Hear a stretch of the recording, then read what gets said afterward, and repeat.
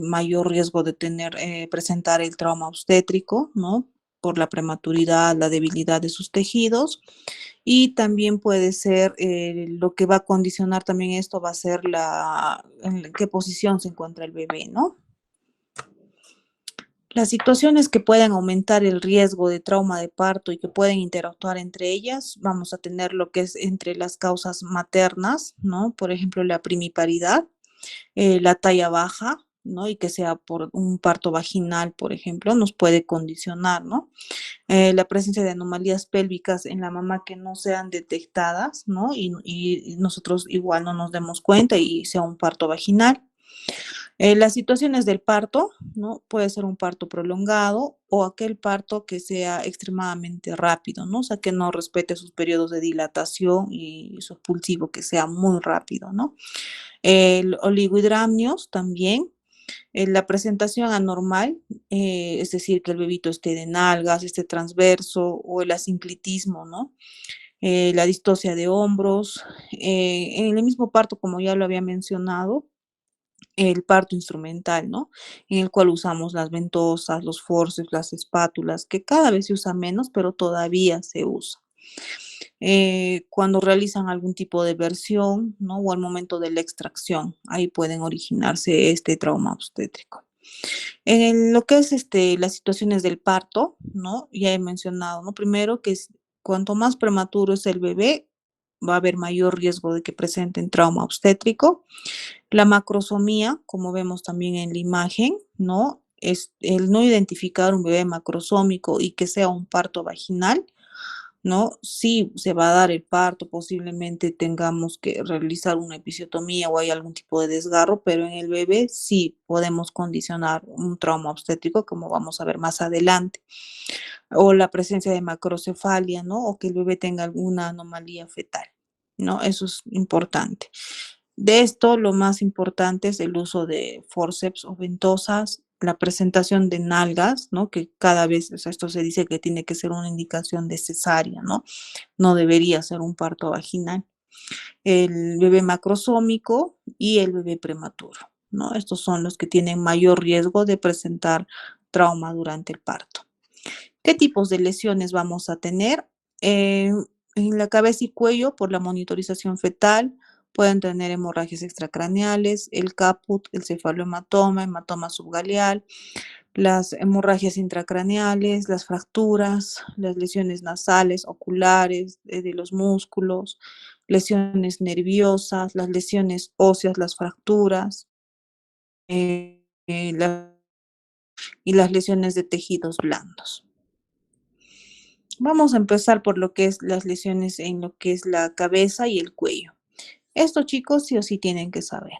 Ya es muy, muy importante porque esto es algo que lo van a ver todos los días que estén rotando alojamiento, ¿no? Es muy frecuente, es lo más frecuente que van a ver la presencia del cefalohematoma y del caput sucedáneo.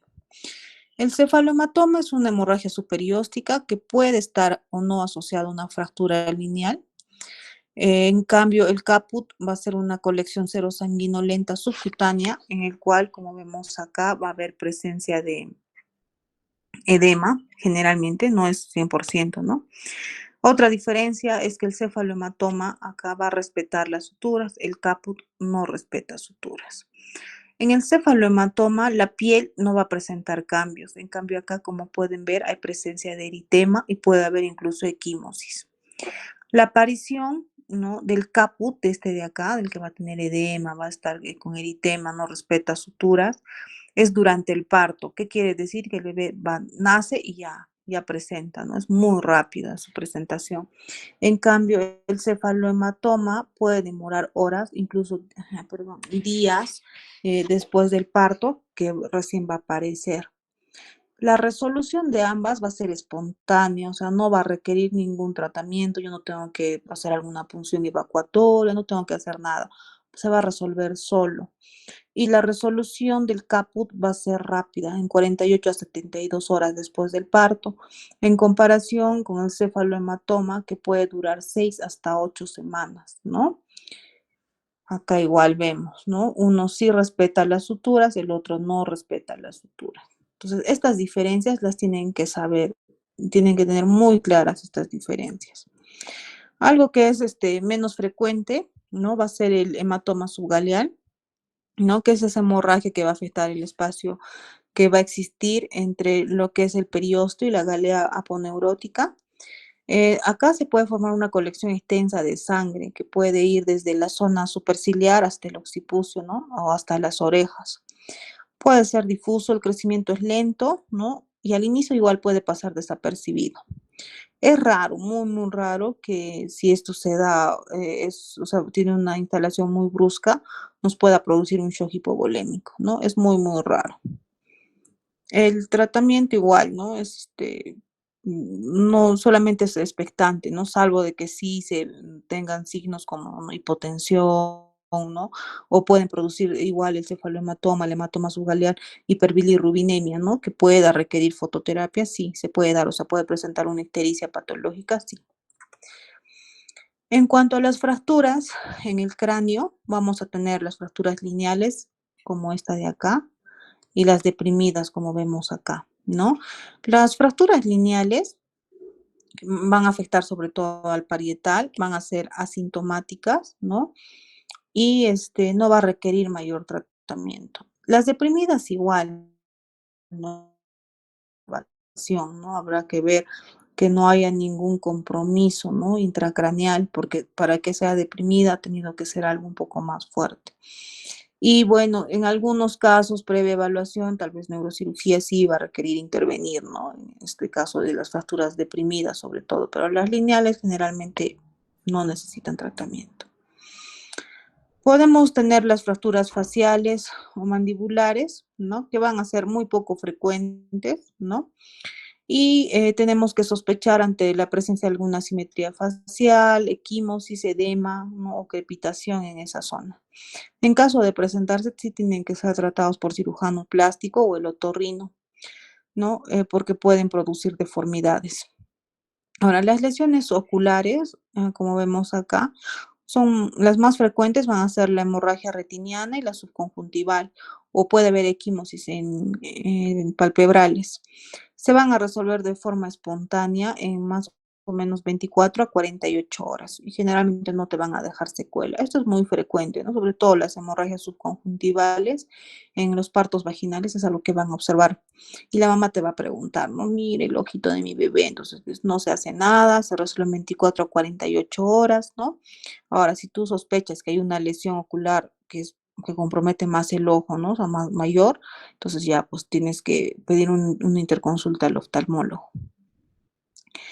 En ocasiones podemos encontrar esto de acá, que es la dislocación del septo cartilaginoso nasal, de su asiento del vómer, ¿no? Y vas a ver porque hay una desviación manifiesta, ay, perdón,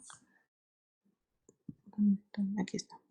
¿No? Como pueden ver, hay una desviación manifiesta de la punta de la nariz hacia un lado, ¿no? Se va a ir. Entonces, ¿esto por qué se puede dar? Generalmente va a ser porque la pirámide nasal tiene un apoyo intrauterino forzado, ¿no? Entonces, o sea, el feto está muy comprimido, ¿en qué caso se da? Generalmente cuando no hay líquido, ¿no? En el oligohidramios, o cuando hay una presentación anómala, o cuando está en colisión, ¿no? Con la pelvis, con algún relieve de la pelvis materna, ¿no? O cuando está realizando su descenso, rotación por el canal del parto, ahí también puede ser. Entonces, que sí puedes intentar, ¿no? Poner este septo en su lugar, ¿no? Y de no ser posible, entonces es porque ha estado mucho tiempo, ha tenido esta compresión intrauterina prolongada, ¿no? Entonces, si no lo puedes colocar, igual tendrá que verlo el otorrino. Ahora, la lesión del esternocleidomastoideo, ¿no? Ok, vamos a ver, que también es algo frecuente, ¿no? O también se le puede llamar, hay un caso que es la tortícolis congénita, ¿no? Eso también se va a dar generalmente por una malposición intrauterina. Ahora, también puedes encontrar lo que vemos acá, ¿no? Que es un hematoma de la vaina del músculo, ¿no? Y esto generalmente va a ser por un estiramiento o ruptura de las fibras del músculo. Y vas a ver que es una masa palpable, ¿no? Cuando nace o puede tardar 1 a 4 semanas, ¿no? En que recién se va a manifestar, o sea, no siempre se da al nacimiento, sino ya se da después, ¿no? Lo que hay que hacer en ambos casos, tanto en la tortícolis congénita o si es que hay un hematoma de la vaina del esternocleidomastoideo, es terapia física, ¿no? La mayoría va a resolver con fisioterapia. Ahora, si persiste más de 6 meses, ahí sí, ¿no? Tendrían que ver otro tipo de tratamiento que sería la cirugía, ¿no? Para evitar sobre todo la simetría facial. En cuanto a las lesiones nerviosas, podemos encontrar la parálisis unilateral del séptimo par, ¿no? La parálisis facial, ¿no? Que tendría que ser la periférica, ¿no? Porque si es la central, esa sí no va a tener relación con el trauma del parto, porque esa se va a deber generalmente a una afectación o una genesia del núcleo del nervio, ¿no? Eh, la lesión del nervio laríngeo recurrente, que también lo menciona en la literatura y que sí es un poco más frecuente tal vez, ¿no? ¿Qué va a producir? Va a producir una parálisis que puede ser uni o bilateral de las cuerdas vocales. ¿Y cómo se va a manifestar? Este bebé va a tener un llanto ronco, áfono, perdón, se corta. ¿Se ve mi pantalla, chico? Sí, allá. Gracias, está bien. Ya, no, el bebé va a tener un llanto ronco o no se va a escuchar su llanto, va a ser áfono o puede haber un estridor que va a ser persistente, ¿no? En algunos casos se desconoce su etiología. Otra lesión de los nervios va a ser de los nervios periféricos, ¿no? La parálisis frénica es muy rara, ¿no? Y generalmente también generalmente es unilateral para empezar, ¿no? Porque si no, sería muy grave. Entonces, en estos casos también la mayoría se va a resolver sola, se puede asociar a parálisis del plexo braquial, ¿no? Y puede producir como manifestación una dificultad respiratoria. La mayoría va a resolver espontáneamente, no va a requerir ningún tratamiento, ¿no? Ahora, si fuera bilateral, ahí sí, ¿no? Se va a tener, sí o sí, la dificultad va a ser severa y el tratamiento va a tener que ser quirúrgico. Ahora, esto es algo también importante, ¿no? Cefalohematoma, caput, que ya les dije sí o sí, tienen que saber. Eso es algo que también entra siempre en los exámenes, ¿no? La parálisis del plexo braquial, la de Duchenne-Erb y la de Klumpke, ¿no? Duchenne-Erb C5, C6 y la de Klumpke C7, C8 y cuando se asocia a tosis palpebral se va a llamar lo que es el síndrome de Horner, ¿no? Entonces vamos a ver cuáles son sus diferencias. Y generalmente esto, miren cómo es, ¿no? Al momento de extraer al bebé, acá es donde vamos a causar la lesión. Esto si es que fuera una presentación podálica, ¿no? Un parto de nalgas generalmente. Y acá ahorita vamos a ver las diferencias, ¿no? Para que puedan ver cómo se va a ver la manito del bebé. En la parálisis de Duchenne-Erb, la lesión va a ser, perdón, estamos en la de, sí, Duchenne-Erb, está bien. La lesión se va a producir entre C5 y C6, ¿no? Puede incluir a veces C7, sí, ¿no? Esta es la más frecuente, la de Duchenne-Erb. ¿Y cuáles van a ser sus características? El brazo va a estar con el codo extendido, como pueden ver, en aducción y rotación interna. El antebrazo está en pronación, la muñeca va a estar flexionada. El reflejo de moro radial y el bicipital están ausentes, pero el reflejo de prensión palmar, el que hemos hecho, ¿no? En el examen físico, va a estar intacto, como pueden ver acá su manito, ¿no? O sea, sí va a tener la prensión palmar. Le llaman propina de mesero, ¿no? Listo. Eso es lo que sí o sí tienen que saber, qué raíces están afectadas y cómo va a ser, cómo se va a presentar, o sea, qué reflejo es el que va a estar presente y cuáles no van a estar. Ahora, en la de Klumpke, ¿no? Que es menos frecuente que la de Duchenne-Erb, se afecta C7, C8, puede ser T1, ¿no? Y lo que va a afectar acá, sobre todo, van a ser los músculos intrínsecos de la mano. Entonces, acá como ven, la mano va a estar en garra, ¿no? Entonces, eso tienen que recordar. Por lo tanto, si la mano está en garra, no va a tener el reflejo de prensión, ¿cierto? Eso va a diferenciar a ambos, ¿no? Al Duchener del Klumpke, ¿no? En este caso no hay el reflejo de prensión. ¿Qué más? Respuesta normal de los otros reflejos y en caso que se asocie a tosis palpebral o miosis, ¿no? Vamos a llamar lo que es el síndrome de Horner, ¿no? Que va a tener un peor pronóstico. Ambos casos generalmente también tienen que resolver con terapia física, ¿no? Eso es lo que más se recomienda. Otra parte del trauma obstétrico es en la médula espinal, que es muy rara, ¿no? Tendría que ser realmente cuando el parto es muy traumático y va a haber una sección de esta médula, ¿no? Y generalmente, ¿cómo se van a manifestar? Lo más frecuente que menciona la bibliografía son esos bebés flácidos, pero que están en estado de alerta, ¿no? O sea, están alertas, pero están totalmente flácidos. Ahora, también va a depender a qué nivel se dé esta lesión de la médula espinal. Si es en la porción cervical alta o en el tronco del encéfalo, generalmente van a fallecer o van a estar en muy mal estado.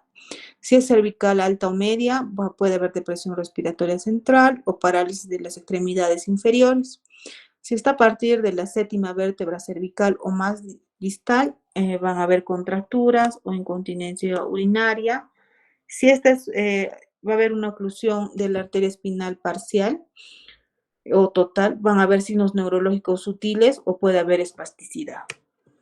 ¿No? Esto es, no, nunca lo he visto, es muy grave, ¿no? Ya esto es cuando realmente ha sido muy severo el trauma obstétrico a nivel cervical. Dentro de las lesiones óseas, algo que también es muy frecuente que ustedes van a observar y tienen que saber es la fractura de clavícula, ¿no? Es la más frecuente en relación a todo lo que es el trauma obstétrico. En ocasiones lo que se va a percibir va a ser un chasquido, ¿no? Cuando se produce la fractura, que es raro, pero sí lo pueden sentir al momento del parto. ¿Qué puede presentar el neonato? Una pseudoparálisis, ¿no? El brazo corresponde, o sea, del brazo afectado, ¿no? Como podemos ver acá, ¿no? ¿Y cómo va a ser esto? El reflejo de Moro, miren, acá está simétrico, ¿no? Sus dos manitos, en cambio en este lado solo uno, el otro no. Entonces, el reflejo de Moro va a estar asimétrico. ¿Puede haber crepitación a la palpación? Sí, puede haber, pero generalmente esta no va a ser inmediata, ¿no? Va a ser ya posterior. Y puede haber también al momento de palpar, puede haber dolor, ¿no? Puede haber un poco de dolor y te puede permitir ver, ¿no? Cosas así, encontrar el signo de la tecla, que también lo hemos visto cuando hemos hecho examen físico. ¿No? A los 7 días generalmente se va a formar el callo hipertrófico, ¿no? Que es, pues, en algunos casos va a ser el primer signo para que tú puedas identificar la fractura. Porque nace el bebé y sí revisamos, ¿no? Las clavículas, pero generalmente no se nota todavía, el bebé está llorando, entonces no te das cuenta. Ya posteriormente, recién se va a notar, ya a los 7 días ya vas a tener el callo y tal vez ahí recién, ya tuvo fractura de clavícula. Estas generalmente no requieren ningún tratamiento, ¿no? Por eso es que cuando la mamá se da cuenta, ¿no? O palpa algo en la clavícula y te dice, tienes que tranquilizarle y decirle, que no va a requerir ningún tratamiento, no requiere yeso, no requiere venda, no requiere nada. Sí, si es que hay mucho dolor, podrías tal vez darle su paracetamol, su panadol al bebé, ¿no? Pero es muy raro que ocasione tanto dolor. O tienes que tener cuidado al vestirlo, ¿no? Al colocarle su ropita, siempre empezar por el brazo que está afectado, o sea, por el lado afectado de la clavícula, ¿no? Y puedes ver en una radiografía de esta forma, ¿no? Eso es lo más frecuente. Ahora, en cuanto a las fracturas de huesos largos, que también sí es relativamente frecuente, ¿no? Del húmero. Aquí, ¿qué vas a sentir? Generalmente, igual el chasquido al momento de que se produce la fractura, ¿no? Al momento del parto, sí lo puedes sentir. Como lo compruebas con una radiografía, ¿no? Y generalmente también requiere un tratamiento conservador, ¿no? Generalmente, o haces tu interconsulta al traumatólogo y él te va a indicar si es que va a necesitar tracción, ¿no? O simplemente el tratamiento va a ser conservador. En las lesiones intraabdominales, lo más frecuente que vamos a encontrar va a ser la rotura o hemorragia subcapsular. La hepática es la más frecuente, le sigue la esplénica y muy rara es la suprarrenal. Esta la fractura, perdón, la lesión intraabdominal hepática, ¿no? Esta generalmente va a ser en los partos, como vemos acá, de nalgas, ¿no? Eso es lo más frecuente en los partos de nalgas, pero también puede jugar un papel importante al momento que nosotros realizamos RCP, ¿no? Eso ya lo hemos mencionado cuando hemos hecho RCP, ¿no? Podemos llegar a lesionarnos si no hacemos una adecuada maniobra, sí podemos lesionar el hígado. Estas roturas hepáticas generalmente se van a sellar con la cápsula de Gleason, ¿no? Y va a determinar que se produzca un hematoma subcapsular. Y generalmente puede haber clínica entre el primer al tercer día, ¿no? Y que podría haber una anemia, ¿no? Que puede ser de algún grado variable y posteriormente igual ictericia, ¿no? Cuando ya se empieza a reabsorber el hematoma. Que se tornen mal estos bebés, o sea, que se pongan pálidos, que tengan taquicardia, es muy raro, ¿no? Pero sí podría darse, ¿no? El shock hipovolémico. Ahora, la hemorragia esplénica, esa sí es menos frecuente y se va a producir por mecanismos muy similares a los que les he mencionado al trauma hepático. Y la suprarrenal, que es menos frecuente aún. Lesiones de tejidos blandos, sí, podemos observar, ¿no? ¿Y cuáles podrían ser las más frecuentes? El corte, ¿no? Que como ven en la carita de este bebito, ¿no? Los cortes de profundidad variable que van a darse por el bisturí cuando realizamos alguna cesárea, ¿no? Eso es terrible, ¿no? No debería darse, pero supongo que pasa, por eso lo menciono.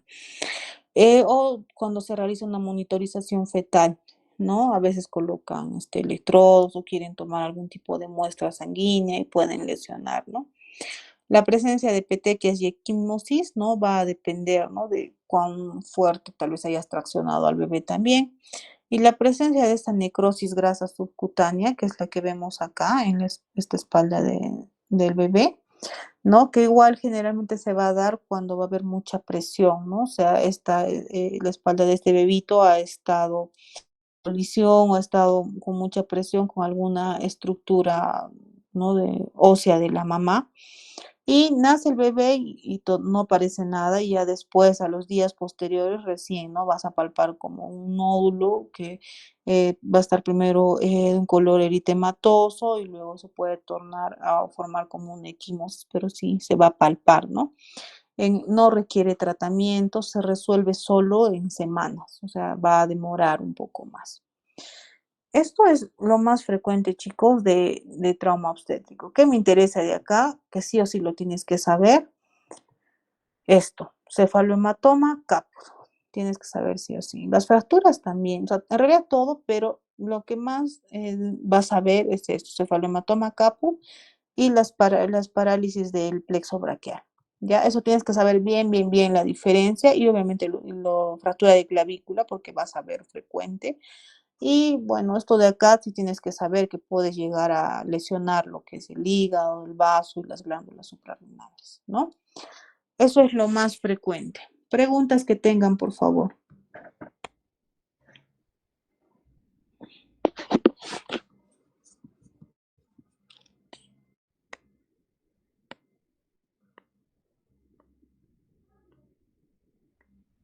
A ver, María del Pilar Flores, ¿está?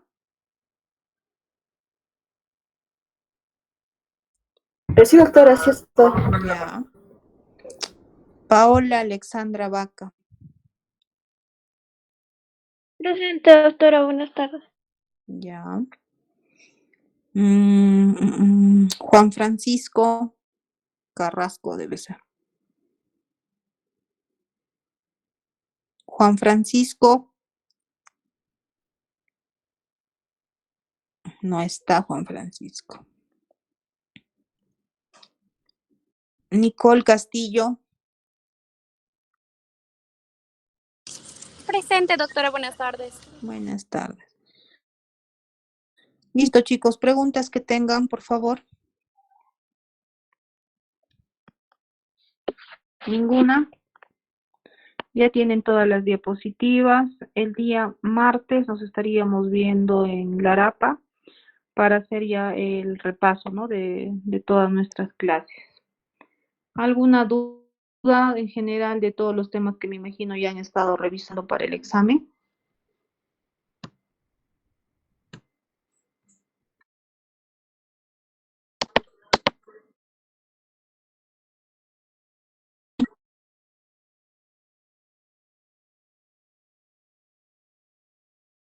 ¿Estás hablando de pequeño de edad gestacional?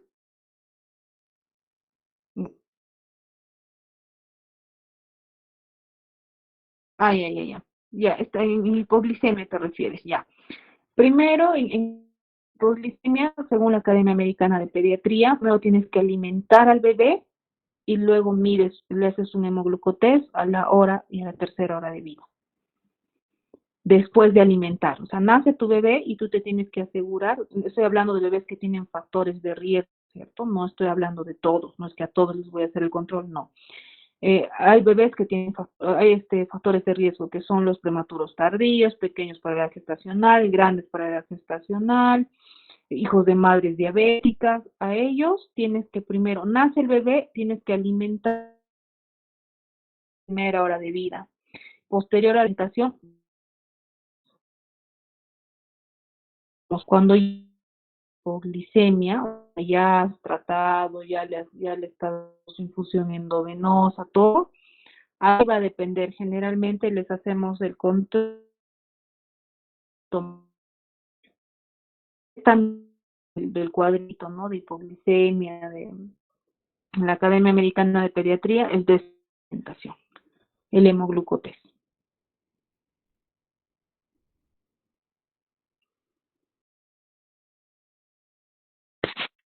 Ya, que si estás hablando de, o sea, si vas a hacer el control de tus bebitos que tienen factores de riesgo para hipoglicemia, primero alimentas y después haces el control de hemoglucotés. Primero alimentas, así dice el guía, ¿no? Alimentar, después haces el control de hemoglucotés. Y de acuerdo a tus resultados vas a tomar la decisión si vas a seguir alimentando o vas a hospitalizar al bebé. ¿Ya? ¿Algo más, chicos? Listo. Entonces nos vemos el día martes, por favor, a las 3 de la tarde. Gracias. Gracias, doctora. Gracias, doctora. Buenas Gracias, tardes. doctora. Buenas tardes.